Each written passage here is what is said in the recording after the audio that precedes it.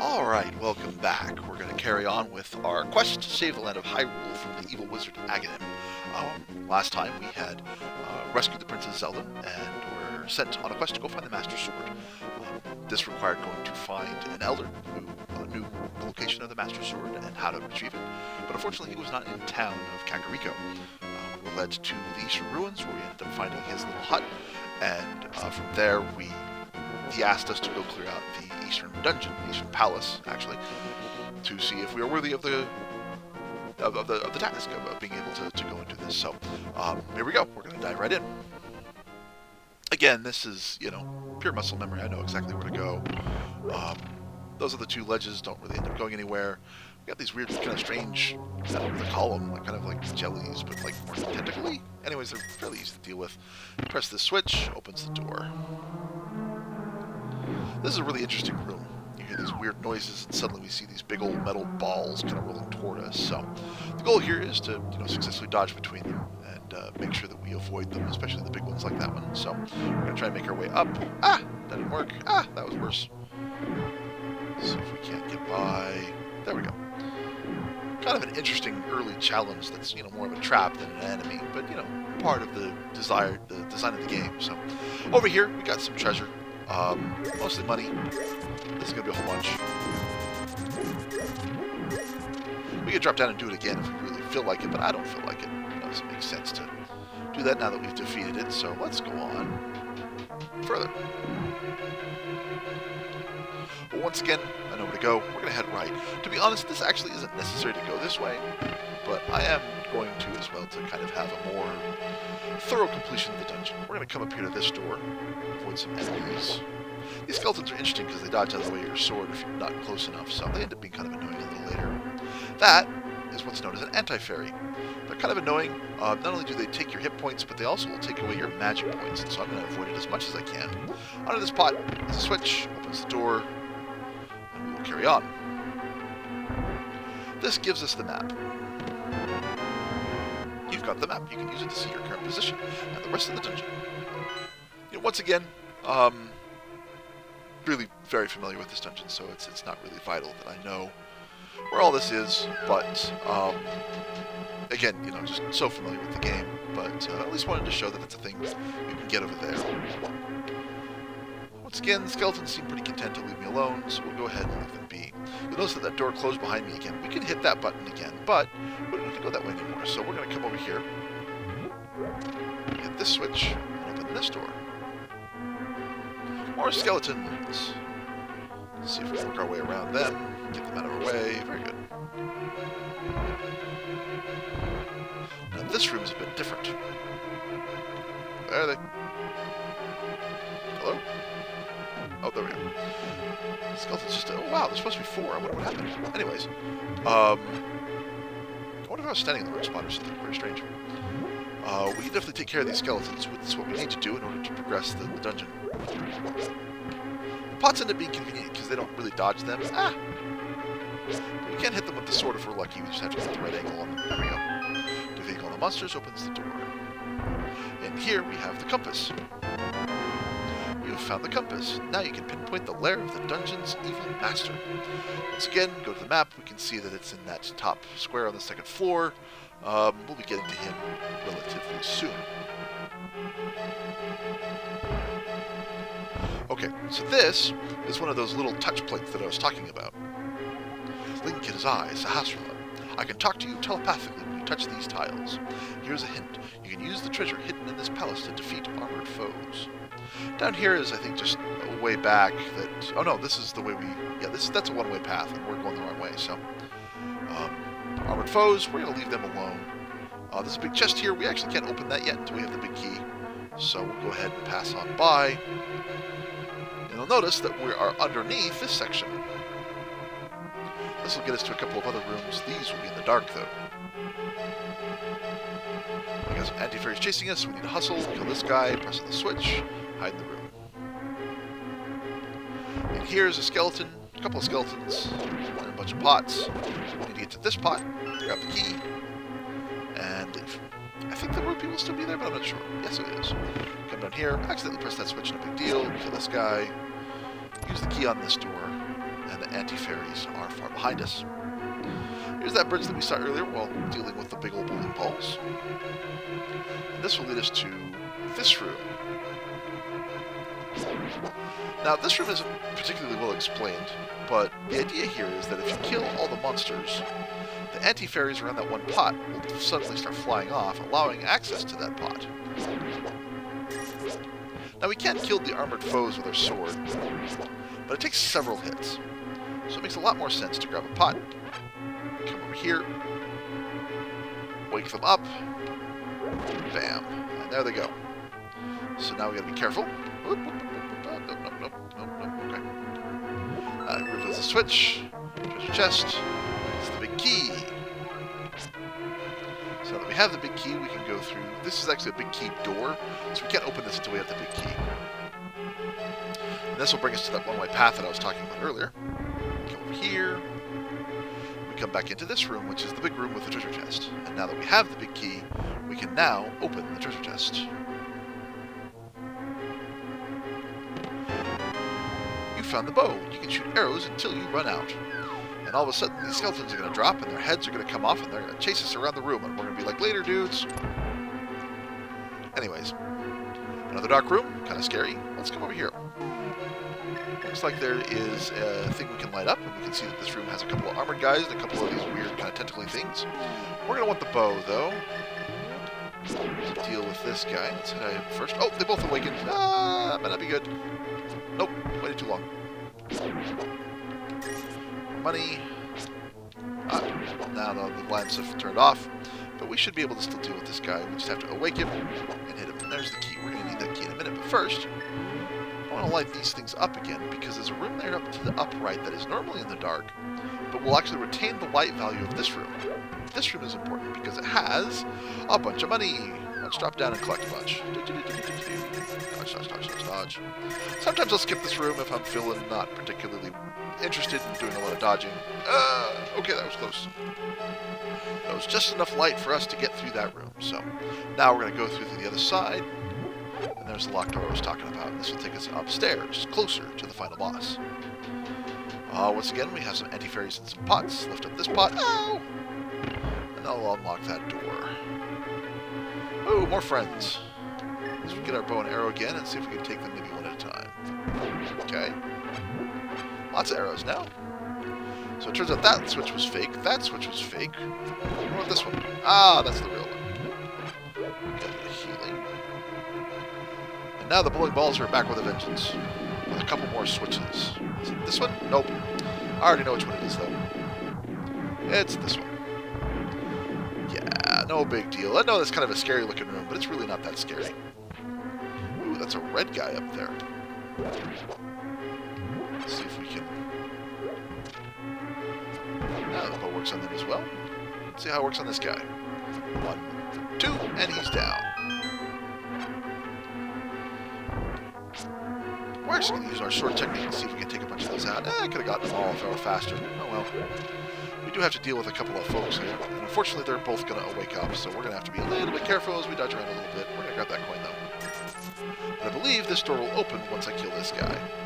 All the monsters in the room have to be defeated, so... We've got enough arrows and health. This is the boss.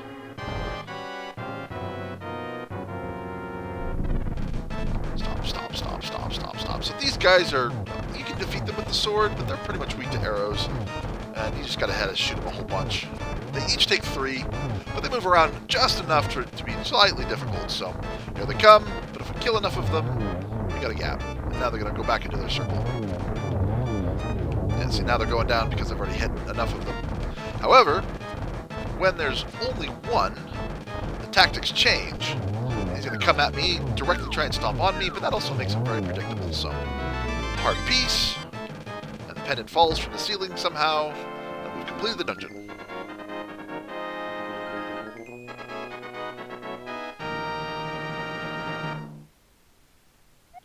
You won the Pendant of Courage. Take it to Sahasrahla. 2 pendants remain. And they will teleport us out of the dungeon. How convenient. So, Making our way back to Sahasrahla. I have to deal with some folks just outside. See, the spacing matters, and because I'm on stairs, I'm not moving as fast as I could be. So it's a little bit tricky, but I think if we can keep him on this side... There we go. I'll use our boomerang to collect that. Probably a bit lazy, but whatever. That's what the boomerang is for, right? Drop down some little jumps here. Get back to Sahasrahla's little hut. Let's talk to him. Oh! You got the Pendant of Courage. Now I will tell you more of the legend. 3 or 4 generations ago, an order of knights protected the royalty of the Hylia. These knights of Hyrule were also guardians of the Pendant of Courage. Unfortunately, most of them were destroyed in the Great War against evil that took place when the 7 wise men created their seal. Among the descendants of the knights of Hyrule, a hero must appear. I see. Link, I believe you. You should get the remaining pendants and carry this with you. It is a treasure passed down by the families of the wise men. I want you to have it. We got boots. He gives you the Pegasus shoes. Now you can execute a devastating dash attack. Hold the A button for a short time. A helpful item is hidden in the cave on the east side of Lake Hylia. Get it. Well, that certainly seems like a good idea. So, let's look at our map here for a minute. We see a couple of blinky lights.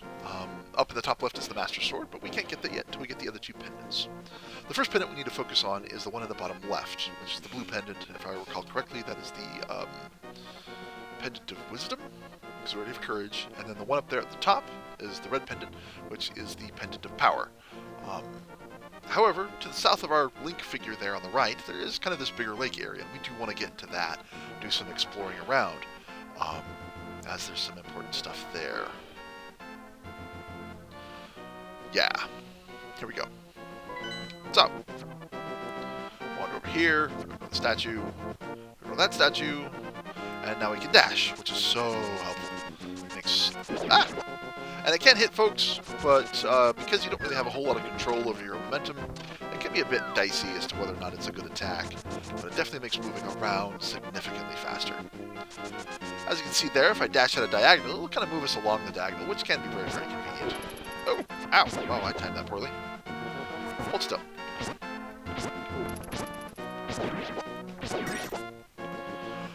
So we can go down here. Oh, there's a raven here. These ravens are kind of nasty. They're going to fly at us and then fly away. And here's Lake Hylia. Unfortunately, we can't swim yet, and so dropping in there is not going to actually help us at all. What's in here? I think this is... yeah, it's a shop. We don't really need anything here. We can buy some health potions, but for now, I don't think it's an immediate concern. Down there is a fortune teller's hut. They're supposed to be these kind of hint givers, help you figure out what you're supposed to do next. However, because I already know what I'm doing, I don't really need them. Save my money that way anyway, so... So we're going to come to this absolutely massive field, and we can see over there on the right, there is a bombable wall, so we're going to go ahead and bomb that. I don't recall if there's much in here. I think this is just a fairy fountain. Yeah, we can talk to her or get her health back. I will soothe your wounds and comfort your weariness. Close your eyes and relax.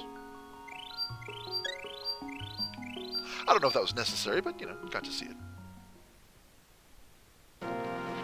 Now we're going to dash down south. We're going to come over here to the left for just a moment. Oh, wow, that was lucky. You see here a very strange shrine. If we come in here, we see some blocks. Now, if we do this, we'll have access to the treasure chest, which has some bombs. But it blocks our way to the door up there, so we have to leave and come back through. And this will reset the room, so we can then just push the blocks out of our way. But as you can see, you can't have to make a choice of either the chest or making progress. So this place isn't very big, but what it does do is if you pull this thing, it unlocks the dam there and allows the water to go through. This becomes important later in the game, but what it does for us right now is it drains the water that was near the shrine, and this will give us a heart piece. So, come up here, and we get our 4th heart piece. By getting all 4, we now have our heart level increased. We are now at 6 hearts. Very nice. The raven. So now we're going to head over this way. Oi! Launch the arrow. Okay, these crabs are serious business. I don't know what the deal is, but they do a lot of damage. So we want to be very, very careful of them. Raven up there. Nothing else, though, I don't think. Where'd that crab go? That disappeared on me. Up here, though, is an abominable wall. We'll do this. Wait for it to go off. And then in here, I think, is actually a couple of... Yeah, okay. Yeah, I don't really... This is just sword stuff. But they can be a bit tricky. However, there's a trick. If we really careful... Nope, that wasn't it. When we hug the wall, without leaving, we can... I thought we could do that. Well, we have bow and arrow. Maybe we can try and hit them. Problem is, these guys move very quickly and are very, very hard to hit. They have very small hitboxes. I wonder if it's this wall. Oh, really? I thought there was a way to get across the pit. Oh well. Who's this? Take some rupees, but don't tell anyone I gave them to you. Keep it between us. Quite a bit of cash. Plus some bombs. 20 more rupees. 20 more rupees. 10 more rupees. Yeah, I thought there was a way I could sneak around the edge of those pits, but I guess not. Maybe I'm not just doing it right or something. I don't know. So, but we need to carry on this way. Okay, those guys are interesting as well. Zoras. So the thing that just shot a fireball at us from the water is called a Zora, and they're just kind of mildly annoying. This guy here in green, though, is kind of really bad, because if I hit him with the sword, yeah, that's not how. So we have to hit him with the boomerang. Smack him a couple of times. But usually they're kind of easy to avoid, so... Now we got a couple more up here, as you can see. But yeah, we're just gonna... Yep, no big deal. Over here is a very strange enemy. He's going to explode into smaller enemies, but they all disappear eventually, and I'm just going to avoid him, because he's not going to trouble. We get up here, and more crabs. Beep, beep. There we go. Oh, that was nice. So, we have this dungeon here. Or cave, I should say, not really a dungeon. It's very cold, though. So if we bomb this...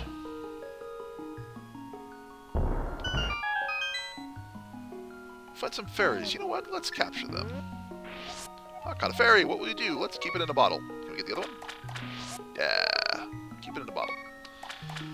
That way if our health gets too low and we accidentally die, we'll be fine. Oh, hey, there's a chest over there, but I can't seem to get to it. So we'll have to go back out and check out that that crack wall. The crack in the wall, I should say. As that... Unfortunately, I think this will respawn the crabs. Yeah, we need to be very careful.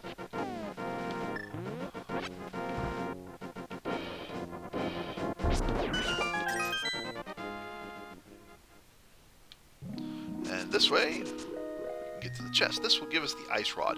This is kind of a curious item. Not necessarily because it's weird. It, casts ice and does a lot of good stuff for us.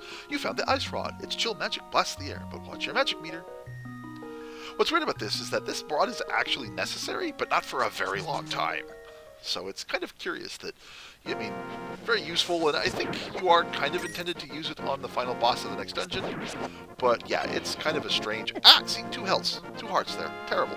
Those crabs are evil things, so... Right now, I'm going to do a bit of a trick here. If you press the select button, you get the option to continue the game or to save and quit. We're actually going to save and quit. The reason we do this... Select my thing is we actually have the option to start from a couple of other locations. Basically, this is sort of a save warp. And we're going to start from Link's house. Unfortunately, we don't start with our full health points, but these pots here will give us some of our health back. The goal, though, is that we need to get back to that library. Remember that book that was on top of the bookcase that we saw in the last episode? We need to get over there and use our boots to get it. How will that happen? Well, you'll see. Oh, they're not happy with me, but once I go off to the other screen, they completely forget I'm there. I'll actually go ahead and go to this forest. I know I skipped it last time, but let's go ahead and show this off. After I deal with this friend here.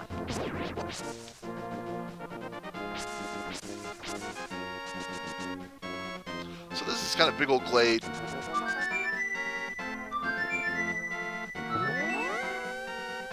How mysterious. But yeah, that's all we can do there for now. That's the thing we can come back to later, so... Right now, we're going to get to the library, which is this way. One thing you can't do with the shoes is dash diagonally. It would be useful, but oh well.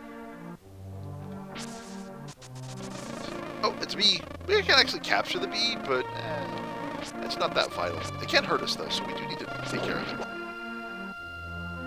If you catch a bee and then release it, the bee will actually be on your side and will hit everything on the screen for a few minutes. But yeah, there's that book. Well, what if we can knock it down? There we go.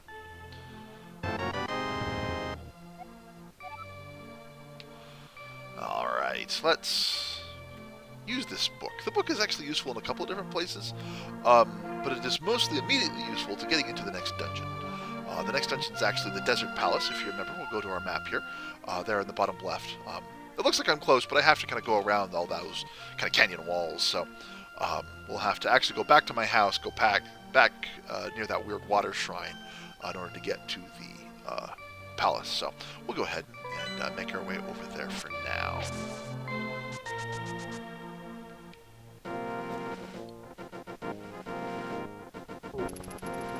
It's weird what exactly causes these guards to trigger, because sometimes you can walk right by them and they're barely noticing you, but other times they see you from a distance and they're like, hey! So, not very consistent. We'll ignore that guy as well. He's going to see us. Oh, he did see us. Okay. More dashing. Goodbye! That's one of the other things, is that combat is usually not always convenient. So it's usually better to just kind of dash past things. So especially when you're out here in the overworld and you got, things to do, places to be. So you just there's a big old rock in the middle. Forgot about that. So there's the shrine again. You can see the pond's back full. Well, that's the other thing. When you tear up a bunch of grass, you'll sometimes run across these little bombs. They're not very nice. I'm not sure who puts bombs in grass fields, but maybe it's another one of Aghanim's malevolent designs. Bunch of rocks. But that one's going to start moving. Ah! Very strange. Pay no attention to the average middle-aged man standing by this sign. Leave him alone. If you talk to him, he says nothing. We'll come back to him later. Raven. Yeah, it's gone. I believe down here... Oh, I can't pick this up yet. I don't have the gloves. Wow. Didn't know the Raven respawned that quickly. I think that cave is just a fairy shrine, and I don't need that right now, so... one thing we can do, though, is hug this wall. These vultures are kind of annoying, but they will actually just circle and circle and circle perpetually, and so they can be pretty much ignored. But up here is a cave.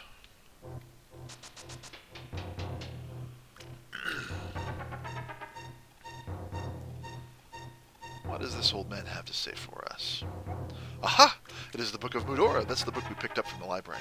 With it, you can read the language of the Hylia people. If you talk to him before you pick up the book, he directs you to go find a book to help you do that. So, but down here at the bottom is another cracked wall. And this is a chest with a piece of heart. Very good.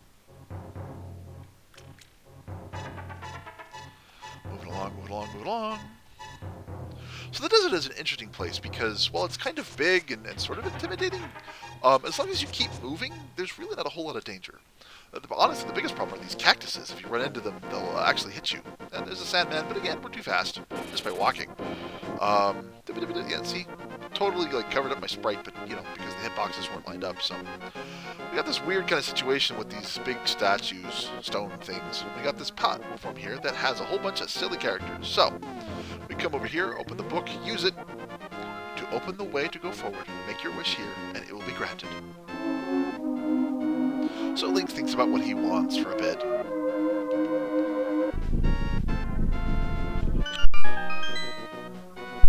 And the stones move. And once again, see, the vulture is they're around, but, they're waiting for me to die, and that's not going to happen. At least not at this point, so. This dungeon's kind of a big place, and we got these kind of monsters that come in and out of the sand. They're kind of annoying. The other thing about this dungeon is they bring these things in. These are actually laser turrets. It's a little strange to have, lasers in a fantasy game, but for whatever reason, they're here. There's another kind of devious monster, kind of sucks you in, shoots fireballs at you. Not very nice. However, I'm actually going to be skipping most of the rooms in this dungeon because a lot of them are just kind of annoying. We're going to stay in the door frame and wait for that to pass. Ah, there's a touch plate. Link in his eyes, Sahasraham. You must never fail to find all the treasures in each dungeon. We can use our boots to get a bonk and knock that off. Use the torch to hide from the laser. And then we're going to use this key and head over this way. I believe up there in that door is both of these doors is a big room, and I think it has the map, if I remember correctly.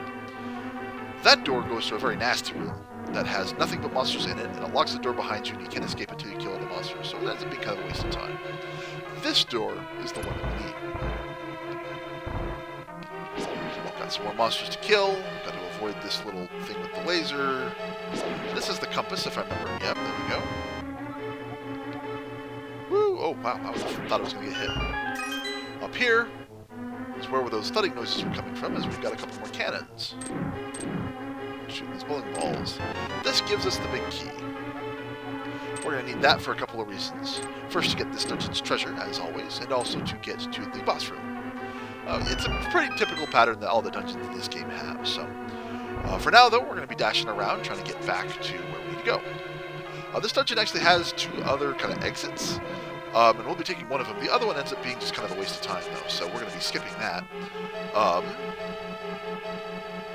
But yeah, oh, wait, no, actually, I need to go up. I forgot. I'm going to go this way, because over here is this room. We're going to pick up this pot and get it out of our way, and then pick up this one to touch the switch that opens the doors. And this is where the big chest is. You got the power glove. You can feel the strength in both hands. You can pick up and carry stones now. But the real question is whether or not it's so bad. Yeah, I know, dated reference. Get over it.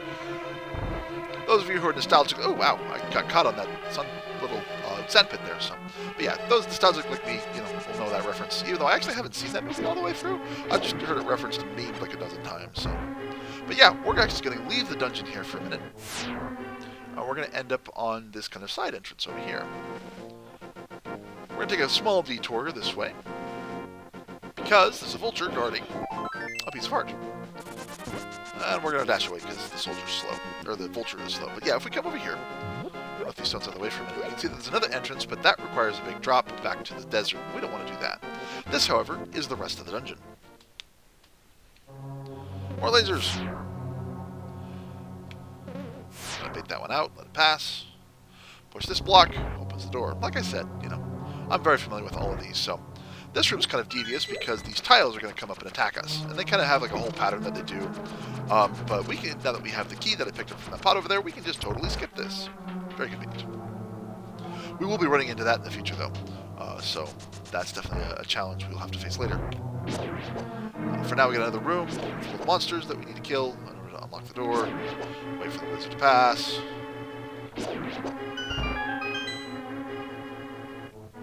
This room's a bit strange because it's kind of this bigger room. There's not a lot of good cover between all these lasers, so we have to be very careful.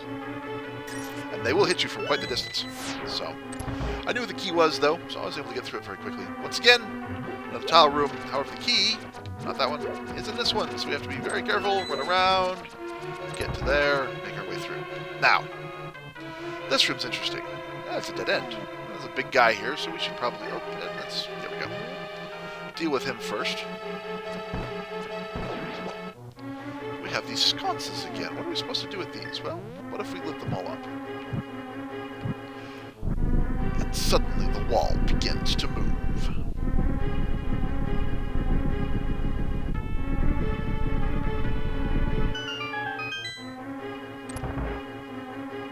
And this gives us our boss. Now, for what it's worth, I'm actually going to try and use bow and arrows. You can use the ice rod as well. But I believe the bow does the most damage. And these are worms. Digging around, and there's 3 of them. Kind of time your shots. I'm not doing very well. Let's just focus on the sword. That missed. There we go. Ow. Every time they come up, they shoot stones out, so... You do have to be kind of careful. Where they're all flying. That was close. I missed. Ow. You can see. Not doing well here. They take a bunch of sword hits, so if I was able to hit one with the bow, I'd probably be doing this a little faster, but I'm clearly not doing very well with that, so... Ow. Yeah, I got 3 hearts now. Fortunately, I was able to capture those fairies. That was going to come up behind me. This definitely a very interesting boss battle, though, because it requires you to really be focused on spacing. You know, that's the thing I keep talking about with the combat, is you just have to know where you are, where your enemy is, and where all the hitboxes are. So I find it very strange that the worms are capable of just kind of floating through the air. Oh, right, we got one down. Ah, there's a second one. Okay, now things get a little dicier because there's only one left. They really start shooting the rocks out all over the place, so we got to be real careful. Let's see if we can hit one with the bow. Ah, there we go. That was good. Where's he gonna show up this time? Over here. There we go. We got him. Defeated the worms. The spice must flow, and we get the next pendant.